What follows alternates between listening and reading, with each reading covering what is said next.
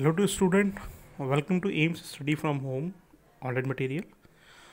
आज हम पढ़ेंगे फ्री कंसेंट, जो कि बीकॉम फर्स्ट ईयर में बिजनेस लॉ का टॉपिक है। अभी फ्री कंसेंट क्या होता है? फ्री कंसेंट कंसेंट मतलब होता है सहमति।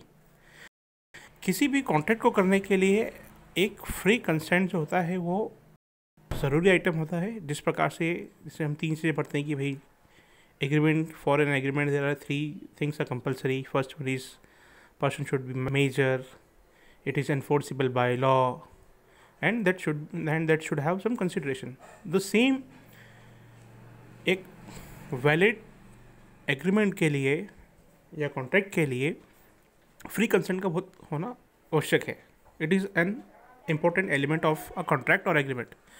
अब फ्री कंसेंट समझते हैं कि फ्री कंसेंट होता क्या? फ्री कंसेंट का मतलब होता है सहमति प्राप्त करना, किसी को भी अपनी बात पर सहमति देना। फ्री मतलब बिना किसी प्रेशर के या बिना किसी दबाव के। फ्री कंसेंट मतलब स्वतंत्र सहमति, मतलब जो भी व्यक्ति किसी भी कॉन्ट्रैक्ट में एंटर हो रहा है या कोई एग्रीमेंट कर रहा है तो अपनी सहमति स्वतंत्र रूप से दे रहा है, बिना किसी प्रेशर के या बिना किसी दूसरी चीज़ की। आप फ्री कंसेंट समझते हैं कि फ्री कंसेंट होता क्या है? अब समझिए, 2 or more person are said to be consent when they are agree upon the same thing in the same sense. What is अब consent मतलब कि चाहिए consent क्या है?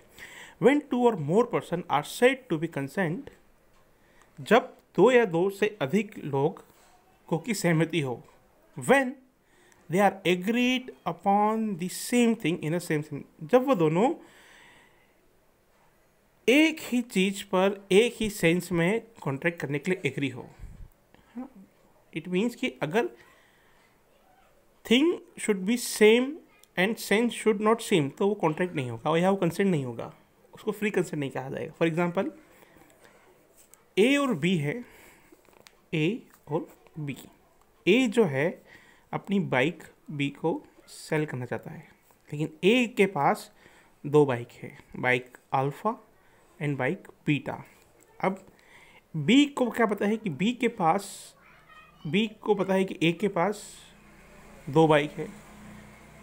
अब अगर ए कहता है कि I want to sell my bike, और अगर ए अपनी अल्फ़ा बाइक की बात कर रहा है कि भाई मैं अपनी अल्फ़ा बाइक बेचना चाहता हूँ, और बी भी समझ रहा है कि हाँ ए जो है वो अपनी बाइक क्या कर रहा है, then it is a free consent.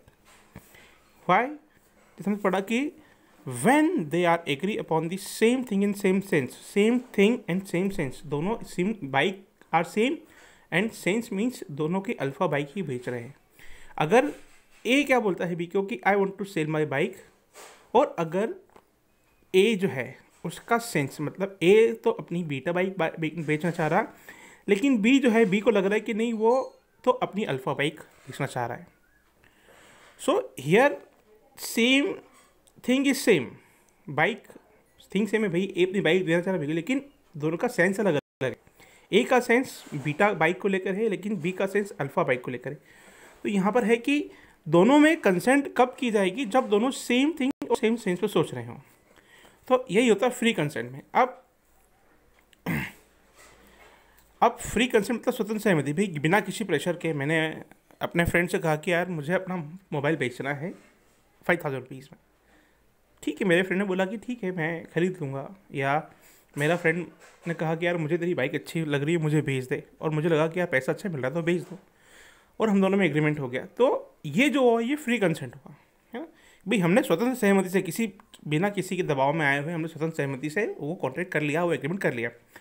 अब दूसरी चीज़ है कि consent is said to be free when it is not caused by. अब जो कंसेंट है या जो हम इसका सहमति बोलते हैं, भाई हम सामने वाले की सहमति ले ली, अनुमति ले ली, ये सामने वाले को हमने किसी कॉन्ट्रैक्ट या एग्रीमेंट के लिए राज़ी कर लिया, उसकी सहमति प्राप्त कर ली, तो क्या कह रहा है कि consent is said to be free when it is not caused by. It means कि कंसेंट फ्री होगी अगर ये निम्न जो 5 चीज़ें हैं इनसे नहीं ली गई हो तो। अब कौन कौन सी 5 चीज़ें हैं? First one is coercion. Coercion का मतलब होता है किसी प्रकार का दबाव, उत्पीड़न, परेशान करना। फिर था अनड्यू इन्फ्लुएंस। अनड्यू इन्फ्लुएंस हम आगे पढ़ेंगे। अनड्यू इन्फ्लुएंस मतलब किसी प्रकार का दबाव, इसमें जो दो पार्टीज होती है, बायर और सेलर या ए और बी, उन दोनों पार्टीज में एक पार्टी जो होती है वो सुपीरियर में होती कंडीशन में होती है, एक पार्टी इन्फीरियर में होती है। अनड्यू इन्फ्लुएंस मतलब किसी के दबाव में आके, जैसे फॉर एग्जांपल कि हम ले लें एक एग्जांपल लॉयर, एक लॉयर का एग्जांपल ले लें, और एक पर्सन जो लॉयर उसका केस लड़ रहा है। अब जैसा लॉयर कहेगा उस पर्सन को ऐसा मानना पड़ेगा, क्योंकि उसका केस लड़ रहा है, दोनों एग्रीमेंट में है। तो भाई इन दो में लॉयर जो है वो सुपीरियरिटी पोजीशन में है, और जिस बंदे का वो केस लड़ रहा है वो इन्फीरियर। तो अनड्यू इन्फ्लुएंस मतलब बिना किसी के दबाव में आए हुए हैं। अगर किसी का दबाव होगा तो वो फ्री कंसेंट नहीं मानी जाएगी। फिर है fraud. Fraud as name suggest, धोखा। भाई धोखाधड़ी से कोई आपने कॉन्ट्रैक्ट किया है तो वो भी फ्री कंसेंट नहीं मानी जाएगी। Miss representation. मिस रिप्रेजेंटेशन मतलब मिस रिप्रेजेंट, आपने दिखाई कुछ चीज़ और है, या आपने गलती से वो चीज़ दिखा दी है, that is miss representation. Miss representation में क्या होता है, जो दोनों पार्टीज़ हैं उसमें एक को पता होता है, एक को पता नहीं होता है। और fifth one is mistake. Mistake मतलब गलती से। भाई मिस रिप्रेजेंटेशन और मिस्टेक में गलती है। मिस रिप्रेजेंट मतलब दोनों में से एक पार्टी को फैक्ट जो है वो पता है, लेकिन मिस्टेक में क्या है, बाय मिस्टेक हो गई। दोनों में से किसी पार्टी को कोई फैक्ट नहीं पता है कि यह फैक्ट गलत है।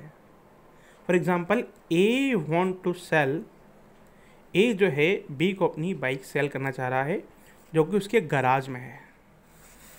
ए जो है बी को अपनी बाइक बेचना चाह रहा है जो उसके गैराज में है। लेकिन जब बाइक ए और बी में जब एग्रीमेंट हुआ, बी ने भी हाँ कर लिया मुझे, लेकिन उस वक्त जिस वक्त एग्रीमेंट हो रहा था उस वक्त बी के गैराज से बाइक चोरी हो चुकी होगी।